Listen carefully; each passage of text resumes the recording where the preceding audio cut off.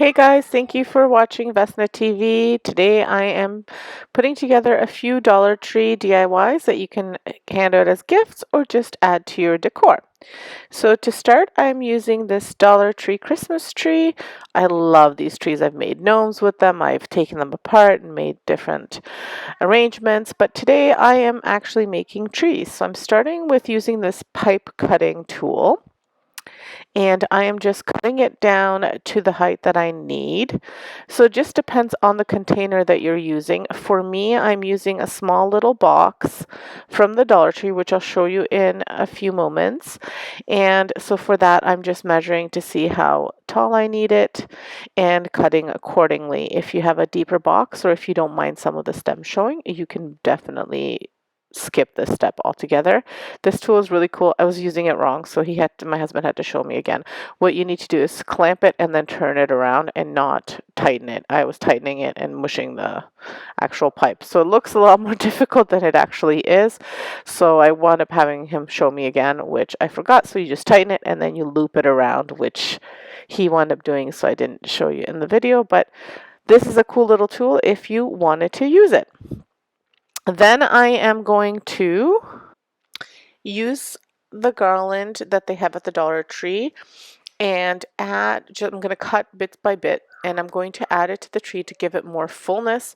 And I'm just twisting it around the branches if you need to, because of whatever reason you can reinforce it with some floral wire. I did not need to because the way I twisted them around, they should be fine to be in there. So I fluff it out first to see how much I need to add, and then I add branch by branch. I start with adding to the base and to the spots in between where you can kind of see the pole, the pipe. So I add them there. Can't see that.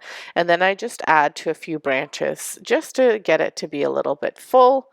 And I use wire cutters to cut the garland because the garland is made of wire on the inside. Now you have to be careful when you're cutting. Sometimes the little wire sticks out, so kind of twist it down if you can using your wire cutters, or try to sand it down, or however you can do it, just to cover it up just in case so you don't cut yourself. So I made 3 trees, and for the 3 trees I needed 1 and a little bit of the garland. So it goes quite a long way. Depends how much you add. Some of them I added more than to the others, and I really just eyeballed it, so there's no science. It just look at it, see how much you want it, how full you want it to be. Some people like the look of the Charlie Brown tree, because that's what the Dollar Tree trees look like without adding anything. So if you like that look, there is, I've seen quite a bit of dupes for that because some places sell them like that. So it could be a very nice tree that way too. So it's just up to you what you want it to do. Now once I got fluffed it up, I went ahead and I spray painted it with this heirloom white spray paint. It could be any spray paint that you have. And then I went ahead and I flocked it with some snow spray. And I'll show you the finished piece. I didn't show you me doing this just because I was doing it outside. It was super windy and I did not want my camera to topple over. Now once you get everything dry, you want to spray it with a sealer. I used Mod Podge sealer, acrylic sealer, but you can use whatever sealer you prefer. While that was drying, I went ahead and I did my boxes. So I used these little boxes from the Dollar Tree. I spray painted white in the brown, and I spray painted another one in black. You can use any color. You can even do it in acrylic. This is what I had on hand, and it was quick. Once they dried, I was trying to do the crackle method. So this is where you apply white glue and then you let it dry a little bit and then you apply your paint. Now, seeing the finished product, I would do a little bit more glue than I did to begin with, but it worked pretty well. I just didn't want to go and spend money on the crackle medium, which I'm sure works better than the white glue. And when you are applying the glue, you want to make sure that you're not going over top of the strokes that you're doing, and that you're just doing stroke by stroke and trying not to overlap as much as you can. It's kind of hard to do, but because you kind of want to overlap, or sometimes you don't, as you're brushing, the end of the brush is not, it doesn't have as much glue as the beginning. So just try your best, and then once it dries a little bit, but it still has to be tacky, kind of like this, you want to apply your paint. And again, you don't want to go overlap on your paint either. So I did use the Rust-Oleum linen white chalk paint for the top. Again, you can use any color that you prefer.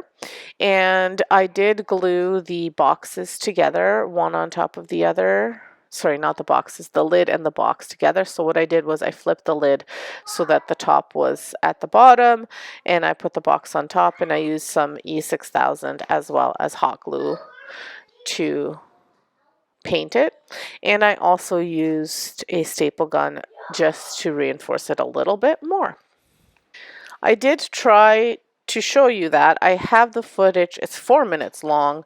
I can see it on my iMovies in my media, but I cannot get it to be in my clip. I'm not sure why, but it's just not wanting to go down. So I'll, it's self-explanatory. Then I went and I added some hot glue to the inside of the box so that I could hot glue my dry foam, which I also picked up at the Dollar Tree. And I'm just gluing that down so that it sticks and stays. And this is where the tree will go. I'll stick the tree into that. So I didn't use the base of the tree like it comes with. I just used the pipe where I stuck that into the fluorofoam. And here is the finished product. It turned out quite cute. You can see the crackle a little bit. You can see the flocking. And then one of the trees, I added a burlap sack around the base just to give it a little bit of a different feel. I also added some deer moss to the inside of the little box just to cover up the floral foam. So here they are.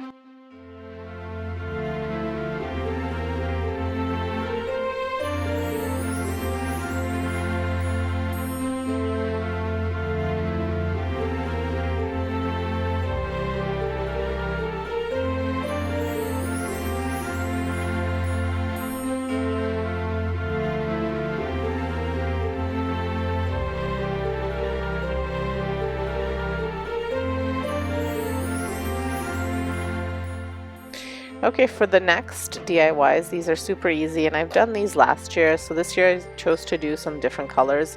I got these deer at the Dollar Tree. I just love them. They have such a high-end feel to me. They're just plastic, but once you spray paint them, they just look so awesome. So I'm doing some in this metallic gold color. I'm also using that heirloom white that you saw at the beginning of the video. As well, I'm using just a matte black paint, but I did use two different kinds because I ran out, so I didn't show you that one. But you just spray paint them several coats, let them dry in between, and this is what you get once they are done. They look amazing. I love them so much. Hopefully you like them too. And off to the final DIY, another super easy one. I am using these candles from the Dollar Tree. They're the praying candles that you would use at the church. I don't know what the name for them is, but I'm using these candles and I'm melting them in the oven. And this is super easy to do. You set your oven at 350 degrees Fahrenheit. You put them on a pan. You put the pan in the oven and heat them for about 20 minutes. I would check between 15 and 20 depending on your oven and how many you're doing. Then I'm using the Santa mug and a gnome mug and a snowman mug from the Dollar Tree. They're these smaller mugs that they have. They had them last year. They're a little bit bigger this year, but they take about 1.5 candles each. And I am just going to melt them in there. Now, again, I didn't record myself pouring everything because it becomes a disaster a little bit when I'm pouring. So I didn't want you guys watching and getting scared of how I might burn myself. Now, these candles have gone up to $2 at our Dollar Tree, which saddens me. They just raised the prices to $1.50 last year, and now they've increased some things to $2. So here they are once I've poured them all. As you can see, I took the wick out and I put a little skewer there so that it would hold it so it wouldn't get stuck in the candle. Now I will have to go back and melt a little bit more because I ran out, and as I said, you need about 1.5 per each candle, so I didn't quite have enough for the amount of mugs that I got, but that's okay. It still worked out really good. If you do get a well in the middle, you just have to pour, then let it cool off a little bit, pour and let it cool off. So you might want to keep your candles in the oven, the ones that you're not using, so they don't harden, or maybe do less at a time. It's up to you. But here's what it looks like all finished. I think he is so cute. And now I've put everything together on the tray so you could see how easy these are and how great they look. Now this is more of the decor stuff that you can make. Now I do have one more DIY that I'll show you here, what you can use like as a teacher gift or something like that. It's not a decor piece, but it is more functional. So here we go. So this next project is also an easy one. All you need is this pot holder, some vinyl. Now you can do heat transfer, which is what I'm doing. If you have just permanent white vinyl, you could use that as well. If you have a different color pot holder, you use whatever you need. This was from the Dollar Tree. You're gonna need a wooden spoon or a plastic spoon, a sugar cookie mix, and a little cookie cutter. The vinyl. Now when you're doing heat transfer, make sure you mirror it and make sure you put the shiny side down. I did it backwards the first time, so it is what it is. It'll be fine. Anyway, just keep that in mind when you're doing it. Like now when I'm going to put it on, I'm going to put it on like this. But when you're cutting it, you have to put the shiny side down. And then I'm using this sugar cookie because they're nice Christmas cookies. You have one of these and then just a cookie cutter. So the design is from Creative Fabrica, and I will link that below in my description. I was going to create it myself, but this is so much easier. So here it is done. You can put it in cellophane, you can put it in a bag. If you're giving it to somebody right away without having to carry it or anything, you can just give it to them like this. You can, tie a little nice little ribbon or something right over there. But I thought this was cute, and I thought it was cute to match the ladle to the color of the vinyl. And then a little cookie cutter.